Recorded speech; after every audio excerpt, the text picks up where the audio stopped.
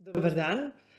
Lijepi pozdrav svima koji ste nam se naknadno priključili, ali i svima vama koji nas pratite od početka na današnjem mentorskom danu. Dobar dan Rahela i vama. Vidimo vas, jel vas čujemo? Dobar dan. Dobar dan, znači da vas dobro čujemo. Odlično, evo, kolegica Rahela pripremila je u rubrici Veliki odmor temu emocionalna inteligencija i poučavanje.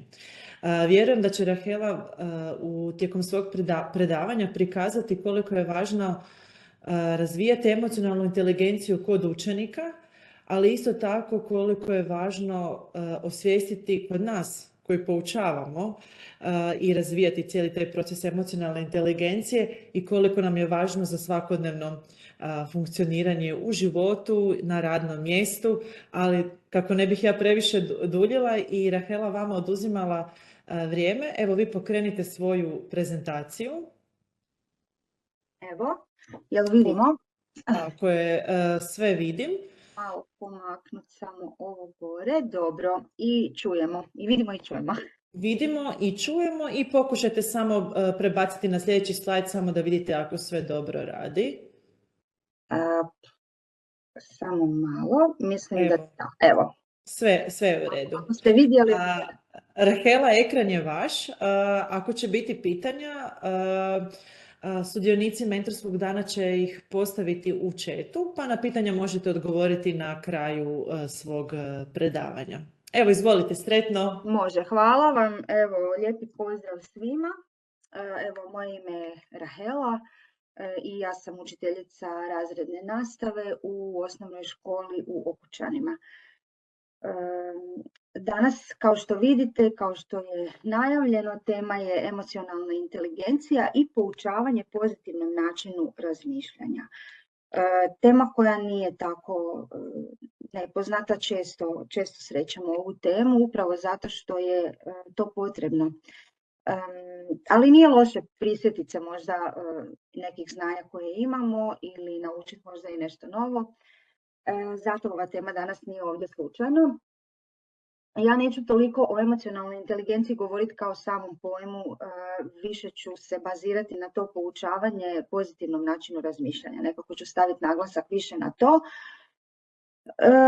I možete dakako postaviti i pitanja i komentirati ako bude potrebe.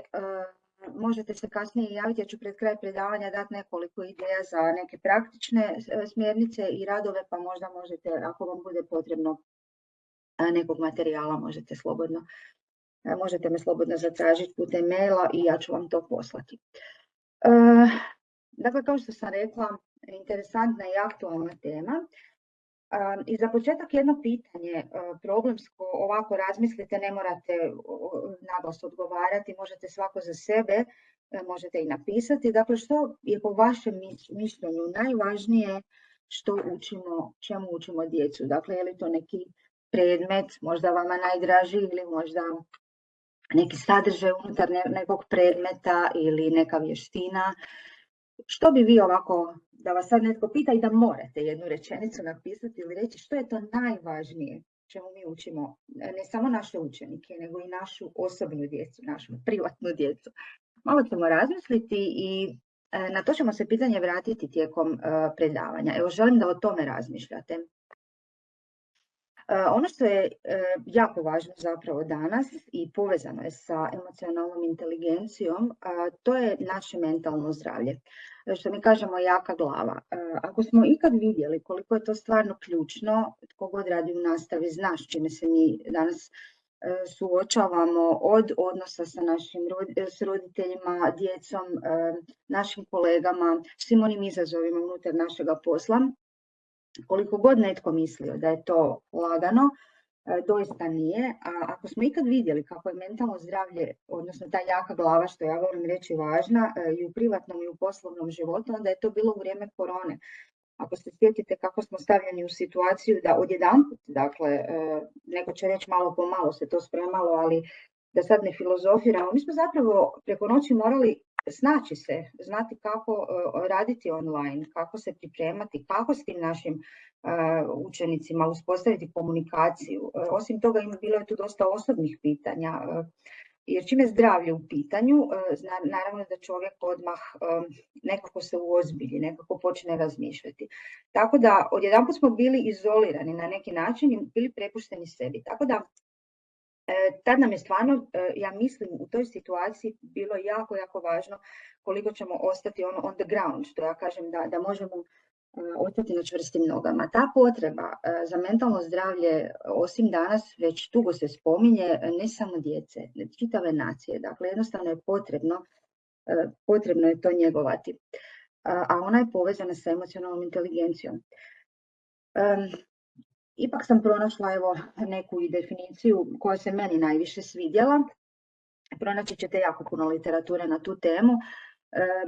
EQ je zapravo naziv koji se u psihologiji koristi kao skraćenica za emocionalnu inteligenciju, a meni se ova definicija svidjela koja kaže da ona uključuje emocionalne i socijalne vještine koje utječu na način na koji doživljavamo prvenstveno sebe, kako se izražavamo, ne samo pričamo, hodamo, nosimo, kako mi zapravo pokazujemo sebe, kako razvijamo i održavamo naše odnose i kako se nosimo s izazovima. To mi je nekako bila definicija koja mi se jako svidjela kad sam proučavala za ovo predavanje.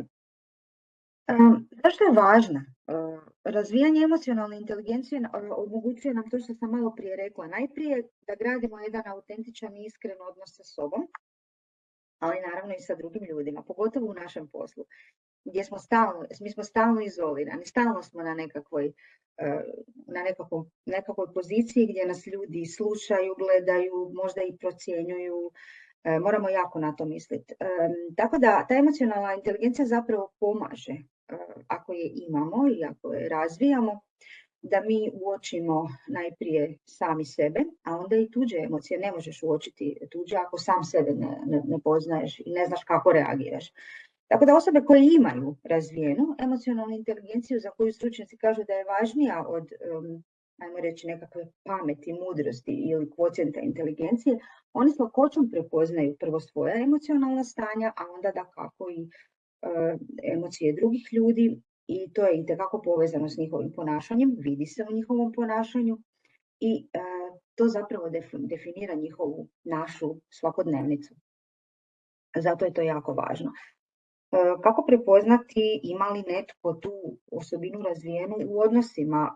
To su obično oni ljudi s kojima lako komunicirate, koji primijete da ste dobre, lošije volje, osjećate se da možete reći svoje brige, jer oni vam pružaju veliko razumijevanje. Vide vas, I see you. Dakle, vide vas, čuju vas. Lako vam je s njima dijeliti svoje emocionalna stanja i u taj odnos ulažete, ali dobivate za uzvrat. Znači, nije ona jednosmjerna ulica. Tako da svi ljudi koji vam to pokazuju imaju jako, jako visoko. Bez obzira jeste li vezani s njima, znate da postoje ljudi u vašem životu, u vašim odnosima koji niste s njima imali možda nikakav ni konflikt, nikakvu neugodnu situaciju, ali nekako vam njihova energija ne paše, u njihovoj se prisustvu se ne osjećate se ugodno ili onako želite da što prije prođe ta situacija kad morate biti u njihovoj blizini, a ima ljudi koji isto tako možda ne surađujete blisko, ali nekako oni plijene vašu pozornost, nekako osjećate se ugodno u njihovom društvu i onako ne osjećate se izmoždeno, nego kao da vam vodi to društvo. Evo, to su takvi ljudi koji privlače svojom pozitivnošću. Isto tako, u literaturi ćete pronaći jako puno teorijskih modela kako podijeliti, kako zapravo definirati, svrstati tu emocionalnu inteligenciju prema nekim parametrima, i meni se svidjela Golemanova podjela koja kaže da se ona sastoji od 5 aspekata. Prvo je samosvijest, ono što sam malo prije rekla, dakle da smo mi kao odrasle zrele osobe svjesni sebe,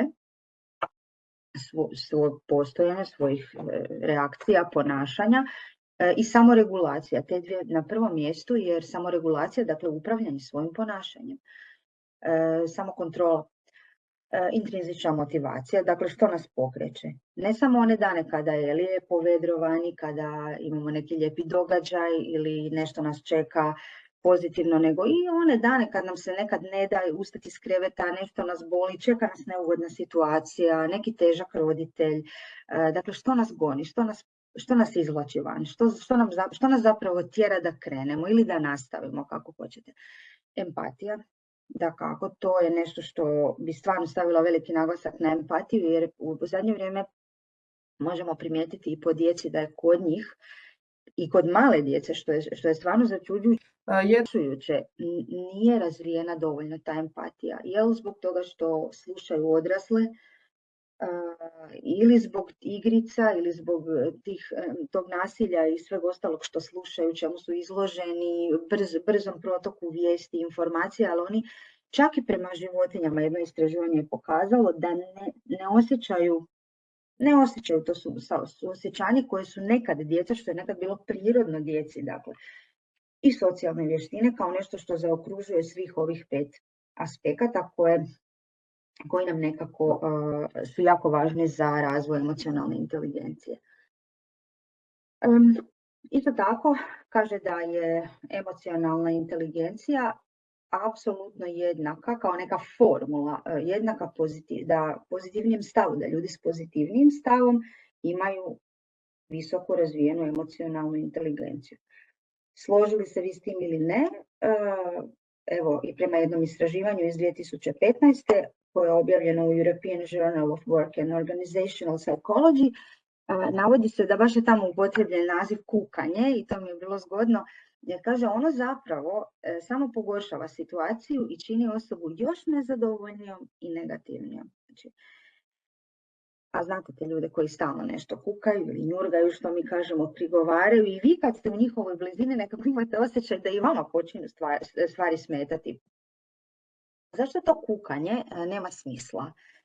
Naravno, to ne znači da ćemo sve u životu što nam se dogodi prihvatiti onako bespogovorno. Uvijek imamo pravo na svoje mišljenje, imamo pravo na svoje stavove, ali zašto kukanje nema smisla? Prepričavati događaje koje vidimo i smatramo lošima za sebe, za našu okolinu, to tjera mozak, kemijska reakcija se stvara u mozgu da mi ponovno proživljavamo te situacije.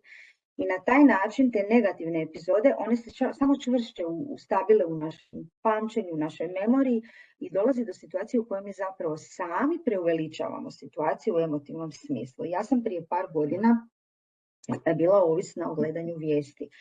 Dakle, ja ne sam čekala vijesti u 19, ja sam počela pratiti i one ranije i onda paralelne televizije da vidim šta oni kažu, pa onda strane vijesti sam počela gledati, jer kao da budem u toku, da sve to mora imati nekog smisla, sve to mora biti povezano. Onda sam samu sebe ulovila zapravo da je to, o medijima bi mogli kompletno novo predavanje pripremiti. Da je to zapravo nečije serviranje istine i da se ja lovim za te njihove vijesti, da tako kažem, i da to meni počinje organizirati moj način razmišljanja. I onda sam s tim prekinula. Malo mi je bilo ispočetka problem, jer ono kao ja sad neću znati šta se, znate kad svaki dan gledate vijesti, onda nekako vam je, sve su te vijesti povezane, ko serija, a vi zapravo sve saznate. Jer ima uvijek onih ljudi koji gledaju, koji će vam reći ako je nešto važno ćete saznati i treba biti u toku da kako sa vremenom u kojem živimo, ali to sigurno neće biti da sad konstantno, pogotovo negativne i cinične vijesti. A puno puta mi se dogodilo da točno osjetiš cinizam i onako negativan stav ljudi koji vode te vijesti, kao da onako neki kiseli osjećaj, i toga sam se jednostavno željela riješiti. Tako da mi ovo kad sam naišla na ovo kukanje i tu negativu, to mi se jako svidjelo. Evo, zato dijelim s vama jedan osobni primjer. Što se još može dogoditi? Možete recimo dobiti nenadani otkaz. To je stvarno neugodna situacija.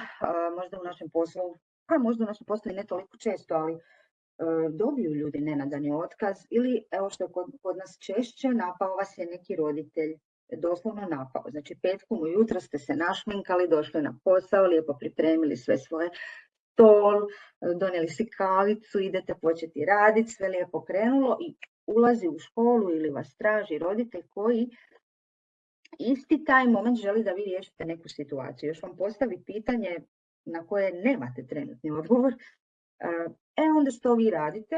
Vi, mi, ja, svi mi često radimo, ljutimo se naravno. Prva reakcija kad smo napadnuti da ljutimo se, možda se preplašimo ili mislimo, Bože, pa ja sam sad stvarno nešto krivo napravila. Onda mi vrtimo taj film, prepričavamo sebi šta sam mogla reći mu, šta sam mogla napraviti, jesam li možda nešto krivo rekla, napravila, jesam možda nešto ja stvarno pogriješila. I stalno se vrtimo u krug, ko da vozimo u kružnom toku i nikud ne skrećemo, samo se vrtimo u krug i vraćamo se sve te negativne misli, još se krivimo da možda smo nešto nismo odreagirali kako treba. Tako da smo mi zapravo često sami sebi zarobljenici nekakvih negativnih osjećaja. To možete primijeniti na razne situacije. Ne mora biti samo posao, može biti odnos sa partnerom ili bilo koji drugi međuljudski odnos koji njegujete. A zapravo bi možda baš trebalo manje razmišljati. Naravno da nas neke stvari diraju i da moramo odreagirati. Mi smo ljudi i to nam je jedna od osobina koja nas odvaja, dakle, zato jesmo uzvišena bića jer jednostavno imamo tu potrebu, ali možda bi trebalo manje razmišljati, više biti prisutni u momentu. Ovo su savjeti koji ja sami sebi isto pokušavam sjetiti i reći u takvim situacijama.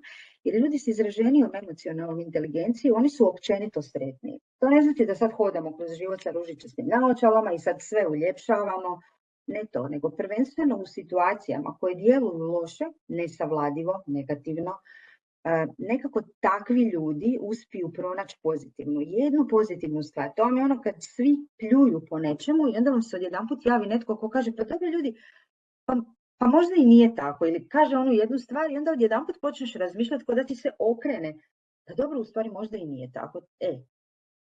Takvi ljudi se hvataju za pozitivu i to je uvijek bolje. Znači, jer taj overthinking nas često može koštati. Tako da, a nekad trebate možda pokazati i sami hrabrost pa reći pa možda ipak mogu drugačije odreagirati ili možda to baš nije tako. I onda se baviti stvarima koje volimo, stvarima koje u tom trenutku možemo, a možda je to ipak bolje. Evo. Zašto su ljudi takvi? To je nešto što je pitanje koje si sigurno svi postavljamo, ne samo ljudi u našem okruženju, nego općenito teško je razumjeti zašto ljudi, samo uzmite društvene mreže. Ako ste ikad uhvatili se i nemojte to raditi, jer to je prestrašno, dakle ako ste se ulovili u onu zamku da idete komentirati nešto što vas boli, recimo na društvenim mrežama i što vidite da onako uvijek se usude komentirati i najhrabriji su oni ljudi koji u javnosti oni to ne bi nikad javno izjavili, ali ima i onih hrabrih možda koji bi, ali pogledajte koja je to cijela masa groznih komentara, negativnih komentara, svađanje, kritiziranje, vrijeđanje, otvoreno vrijeđanje.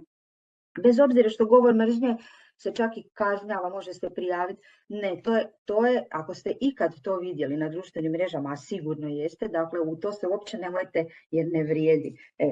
Tako da meni recimo teško razumjeti, shvaćam zašto su ljudi takvi vole negativno, ali mi je teško razumjeti da ne žele mir, da se ne žele jednostavno baviti mirnim životom, ispunjenijim, pozitivnijim. Tako da, ako ste na to naišli, sigurno znate o čemu pričam. I sada da malo spomenemo kako se ponašaju mentalno jaki ljudi. Znači, suprotno od ovog negativnog, šta rade, kako razmišljaju pozitivno jaki ili mentalno jaki ljudi. Prije svega oni razumiju da je tišina je zlato. To je ova izreka koja je već dobro poznata i to ne znači da mi ne znamo uzvratiti ili da mi smo sad, bojimo se ili nego nekad stvarno nije pametno. Bolje je prešutjeti. Mentalno jaki ljudi znaju da ti koji hejteri, što djeca kažu, oni zapravo skrivaju svoju nesigurnost i to kritiziranje i pogotovo negativne stvari o drugima. To su ljudi koji vam nikad neće biti sretni zbog ničijeg uspjeha. Evo, recimo, sama činjenica na fakultetu sa studentima kako radimo različite radionice i istraživanja, onda smo profesorica i ja u Slavonskom Brodu na Pedagoškom fakultetu radili smo zapravo analizu jednog istraživanja gdje je bilo riječi o evaluacijama predavanja, znači vrednovanju tuđega rada, da tako kažem. Obično vam u tim evaluacijama negativan komentar ostave ljudi koji nikad nisu sami pripremili možda neko predavanje, stali pred ljude, odradili neku radionicu. Oni uglavnom imaju uvijek nešto za reći, uvijek nešto ne valja i nešto im se ne sviđa, a malo kad zagrebeš nisu ništa oni sami napravili. Tako da to treba pustiti. To su ljudi koji neće nikad biti sretni jer ne žele tuđi uspjeh kad ni sami nemaju. Nisu doživjeli možda ni sami nekakav uspjeh ili su jednostavno skloni kritiziranju. I to je onda najbolje ne obraćati pozornost. Što bi rekao jedan stari profesor, ne moraš se javiti na svaki poziv. Ne moraš svaki put, on je govorio još o onom vremenu kada se podizala slušalica, ne moraš se dakle javiti na svaki poziv. Pusti neka zvoni.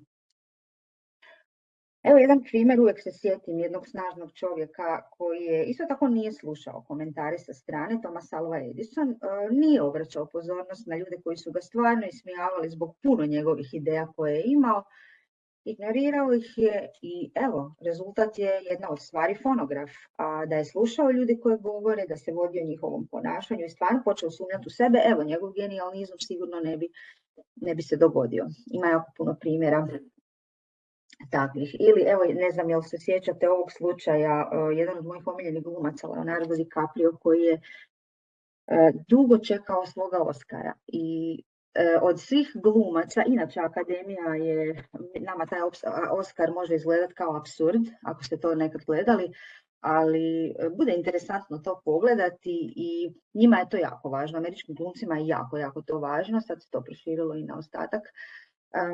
On je 25 godina čekao ovaj svoj kipić i ako niste pogledali ovaj film Povratnik, svakako pogledajte, jer je čak rekao u jednom intervju neću ni doći na dodjelu, neću ni doći, a evo na kraju dočekao i taj svoj predivan kipić koji njemu puno očito znači, ali bez obzira na to je on izvrstan glumac i da ga nije dobio, volimo ga, barem ja, meni je jedan od boljih glumaca. I zato bez obzira, zapamtite, bez obzira kako se vi ponašate, što radite, jeste li uzorni, ta riječ uzorna, sad svi moraju biti uzorni, svi moraju biti savršeni, lica moraju biti savršena, izbotoksirana, zubi moraju biti ravni, sve mora biti nokti, sve mora biti savršeno da bi mi prihvatili na neki način sami sebe ponekad.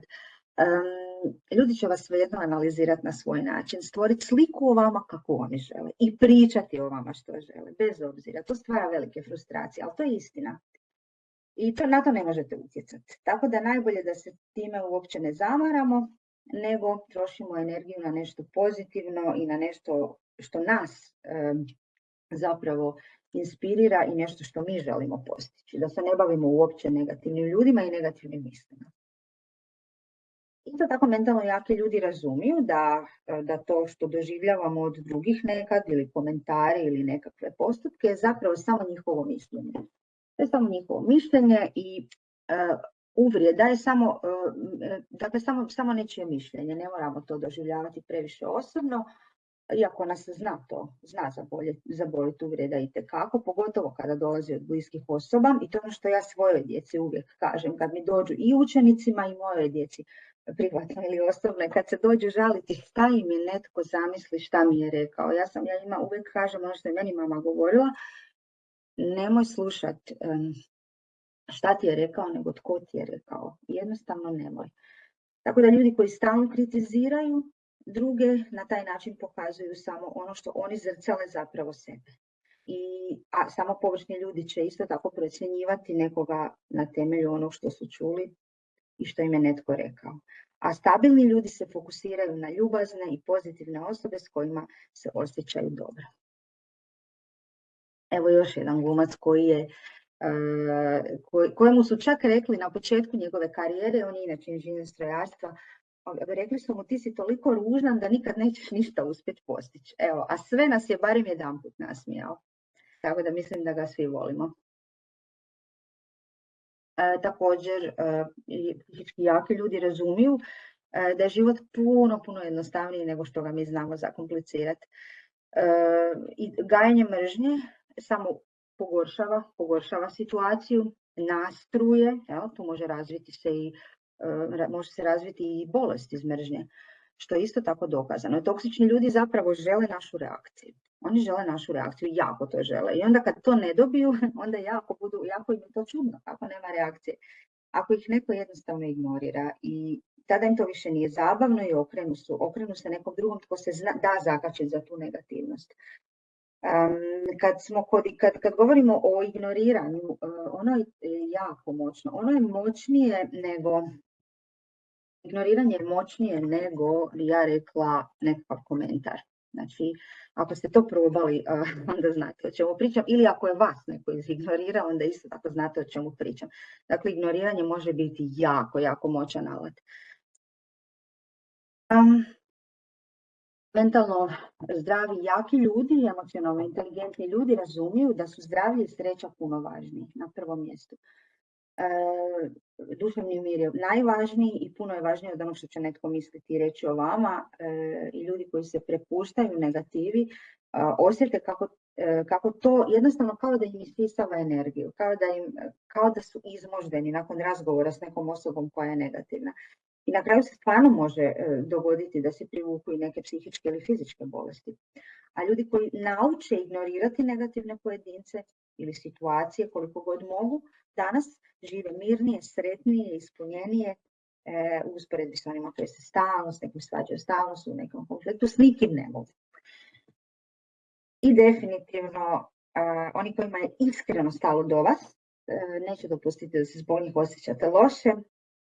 Oni će učiniti sve da se osjećate dobro, da budete sretni i podržat će vas u vašim idejama i neće vam se rugati. I iskreno će vam reći, ako možda i jeste na krivom putu, ali će vam to reći na način da vi to prihvatite i da vas time ne povrijede.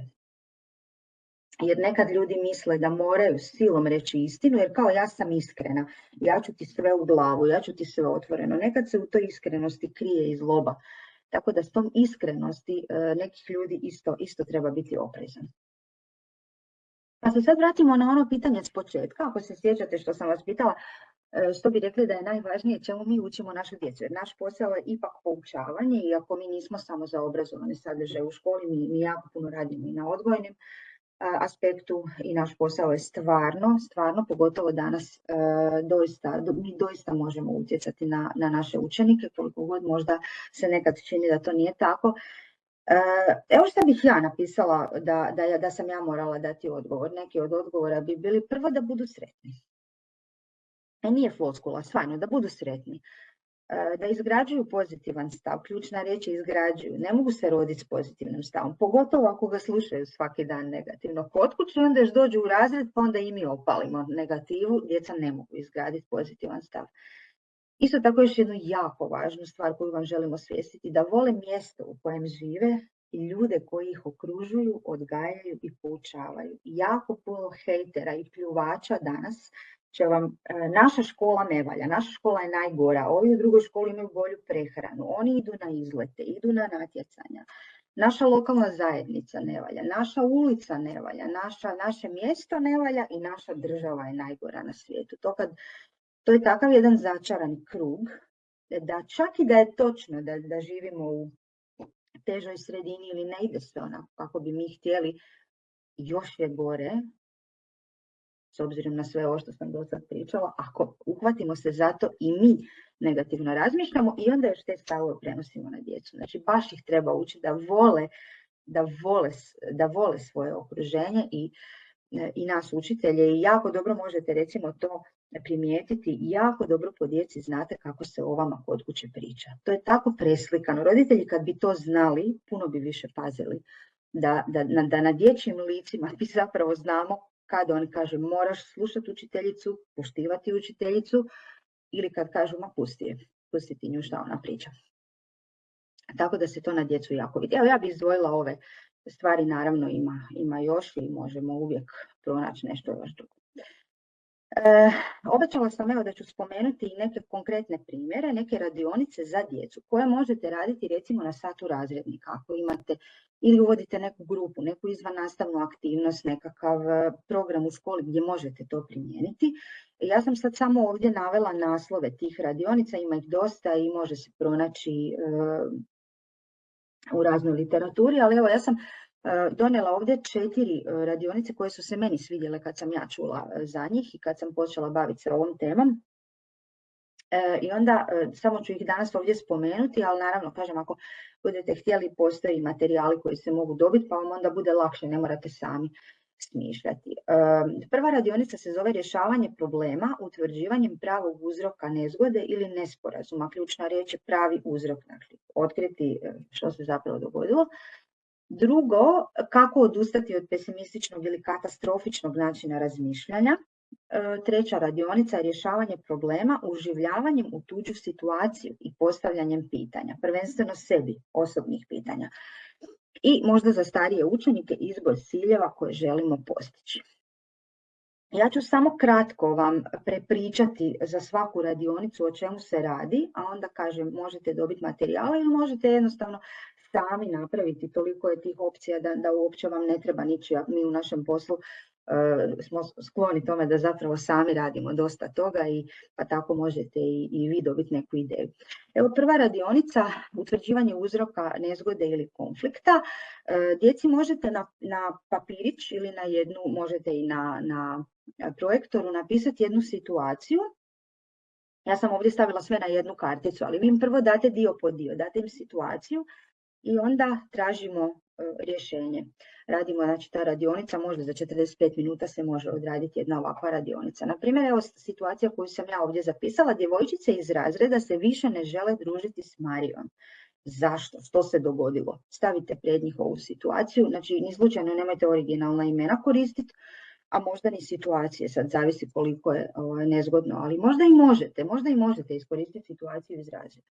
Dakle, podijelite im uzroke ili situaciju na kriške pice i oni to onda izrežu i čitaju. Na primjer, na svakoj kruški je mogući jedan uzrok problema. Na primjer, prvi, Marija je Dinki rekla da ima nos kao skakaonicu. Drugi, odala je Zojinu ljubavnu tajnu. Ili treći, Tena je samo nju pozvala na rođendan pa su ostale djevojčice ljute na nju. Može biti niz drugih, ne mora biti 3 kriške, može biti više situacija. Dakle, to su već druge kartice. Djeca će vam tu dati fenomenalnih ideja. Možete im i vi dati da malo razmisle o tome ako se oni ne mogu sjetiti. Pitanje se postavlja što sad Marija može učiniti. S obzirom na situacije, uzroke koje smo ovdje im otkrili, a oni će možda dati neke svoje, to Marija može učiniti, može se ispričati zbog uvrede, ako je doista to rekla, može obećati da više neće odavati tajne, jer i to je onda loše prijateljstvo ako odaješ tajne, i provjeriti ljute li se ostale djevojčice doista zbog tog poziva na rođendan. Utvrditi, dakle, pravi uzrok, učiti ih da pokušaju, barem nekad ni mi odrasli ne možemo otkriti, ali probati utvrditi pravi razlog nečije ljutnje. Dakle, druga radionica, sad idem doista s jedne teme na drugu, odnosno prelazimo ovo zato što nemamo puno vremena, ali ako neko bude zanimalo može se naravno javiti, ali ja moram radi vremena ići ovako malo brže. Radionica koja se zove kako odustati od pesimističnog katastrofičnog načina razmišljanja. Evo još jedna situacija koja može se dogoditi. Na primjer, Maša je moja najbolja prijateljica i posudila mi je naušnice za proslavu. Svjetlucave su, imaju predivan plavi kamen, imala sam ih na rođendanu i svi su ih pogledavali, a kada sam došla kući jedna naušnica se izgubila. Moram Maši reći što se dogodilo, a užasno me strah da mi nikada neće oprostiti. Evo, jedna situacija je izmišljena, ali može biti i stvarna. Mi nemamo pojma koliko neke banalne nama situacije mogu mučiti dijete. I pitanje se postavlja što Dijana može učiniti. Dakle, na kartice im date dalje u radionici što oni mogu zapisati ili čak ako su mlađi uzrast mogu izgovarati ako gubite previše vremena ili ako nemate. Iako je jako dobar taj pisani trag, vole oni napisati. Još pogotovo ako im kažete da je anonimno, vole i oni zapisati. A nekad vole naravno reći svoje ime i istaknuti svoj prijedlog. Ono što je jako važno kod ove radionice, učiti ih da oni unaprijed odustanu od negativnog načina razmišljanja. Unaprijed, znači da si uopće ne stavljaju crnjake, što mi kažemo, a to se bazira na 3 pitanja. To možemo i sebi postaviti u nekim našim životnim situacijama. Na primjer, kad čekamo neke nalaze, za Boga miloga, svi smo prošli kroz to i onda postavimo si 3 ključna pitanja. Prvo, što je najgore što se može dogoditi? Evo, u ovom slučaju Maša se može naljutiti i nikada mi ne oprostiti. To je prijedlog koji daje dijete. Drugo, što je najbolje što se može dogoditi? Evo, Maša može reći da joj te naušnice i onako nisu mnogo značile. To bi bilo idealno. Opet primjer koji pustite djecu ili više njihovih primjera. I treće, što će se vjerojatno dogoditi? Znači, koja je vjerojatnost da se ipak to dogodi na taj način? Maša će biti razočarana, ali će mi oprostiti i ja ću je za uzvrat kupiti nove naušnice. Dakle, pozitivan korak ka nekom, ajmo reći, pomirenju ako se Maša naljutila. Evo, i onda o tome možete s djecom razgovarati i koliko god se uvijek ograničimo radionice zbog njihove koncentracije na tih 45 minuta, sa starijima duže dobijete svakakva interesantna rješenja i tu vam onda izađu na vidjelo i još neke situacije možda u koje možete dobiti uvid. Evo, još jedna radionica, rješavanje problema tako da se uživimo u tuđu situaciju i po mogućnosti postavimo pravo pitanje. Ono što je jako važno u ovoj radionici je naučiti djecu razlikovati one uzavrele ili hot misli, ono kad nam eksplodira lonac, ono kad smo baš jako ljuti, od onih cool, ohlađenih misli, smirenijih. Naprimjer, situacija, Fran je prijatelju poslao poruku na koju nije dobio odgovor. To se može i nama dogoditi, to mene, na primjer, jako ljuti. Koje bi bile Franove uzavrele misli? Namjerno me ignorira, pustite djecu da to napišu, pokvarenje, pravi se da ne postojim i tako dalje i tako dalje. Dobit ćete svakakve čak i smiješne komentare. A suprotno tome, koje bi bile Franove ohlađene misli, znači misli cool koje će ga smiriti i dati mu možda i rješenje. Možda nije uz mobitel, javit će se čim bude mogao, sigurno je netko drugi uzeo njegov mobitel i zaboravio mu reći da ima poruku. Evo, znači može biti primjer iz svakodnevnog života, kao što sam rekla, mene to zna naljutiti. Pogotovo što djeca kažu ono kad sina, one kao vidio, pogledao, ja ne odgovara, znači da. Tako da, evo, to može biti jedna situacija, možete, kao što sam rekla, sami smisliti, a možete uzeti situaciju koja vam gori i na ovaj način pokušati reći. Ključne riječi su uzavrele misli, ohlađene misli, učiti djecu, znači uživljavati se u situacije, šta se sve može dogoditi i učiti ih postavljati pitanja. I evo još jedna radionica koja je možda za malo starije učenike. 4. razred je već sad tu idealan za ovu radionicu. Izbor ciljeva koje želimo postići. Naprimjer, kod ocjena. Oni vam tad već počnu polako razmišljati o svom uspjehu na jedan drugi način nego do tada i, na primjer, ako želiš, ja uvijek kažem mojoj kćeri, 7. si razred, ako želiš upisati školu koju želiš i dom ili već odabrati, imati taj jedan bezbrižni odabir, onda moraš paziti i na svoje ocjene. Ako želiš taj cilj, onda šta trebaš napraviti, koji su koraci, ne možeš se toga sjetiti kad bude kasno. Znači sad, koje ciljeve, koje korake moraš poduzeti da bi postigla cilj.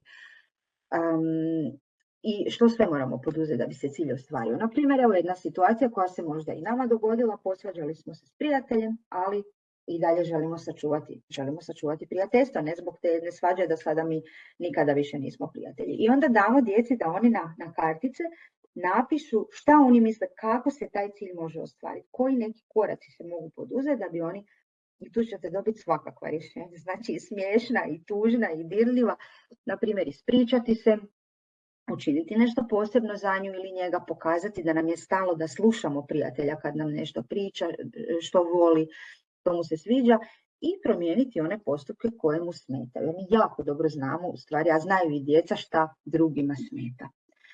Nekad to i namjerno radimo ili znamo se time služiti i u neke druge svrhe koje možda nisu toliko plemenite.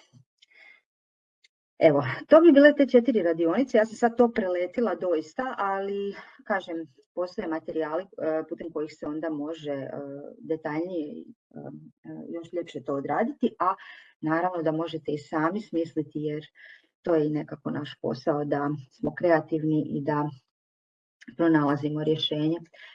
Na temelju svega ovoga, evo ja bih već polako pročitala i zaključak. Emocionalno inteligentni ljudi imaju pozitivan stav i ne daju se lako izbaciti iz tračnica. Što god da nam se dogodi, ako imamo pozitivan stav, nekako nam je uvijek lakše nego ako stalno mislimo negativno. I još jedna istina, koju to trebamo prihvatiti. Znači, ne trebamo se svima sviđati. Ne trebamo se svima sviđati. To je ok, to je u redu. Kukanje i prigovaranje kao da vozite u kružnom toku bez skretanja, se stalno vrtite u krug. Ili da vozite i stalno razmišljate o prošlosti, stalno gledate u retrovizor. To može biti opasno. Ne samo smiješno, nego i opasno. I najvažnije što djecu možemo poučiti je da budu sretni ljudi, a da bi oni u tome bili uspješni, onda i mi moramo to biti. Ali ne biti kao gotova stvar, nego vježbati, iz dana u dan pokušati vježbati, biti sretni ljudi. Evo, za kraj, još jedan citat, još jednog glumca dragoga, komičara Jima Carreya, koji kaže: učinak koji imate na druge je najvrijednija valuta koja postoji. Još jedanput, učinak koji imate na druge je najvrijednija valuta koja postoji. Evo ga, od mene toliko. Ja ću vas samo zamoliti da još, ako imate minuticu, na ovaj kod odgovorite na 3 pitanja i zahvalit ću vam se na pozornosti.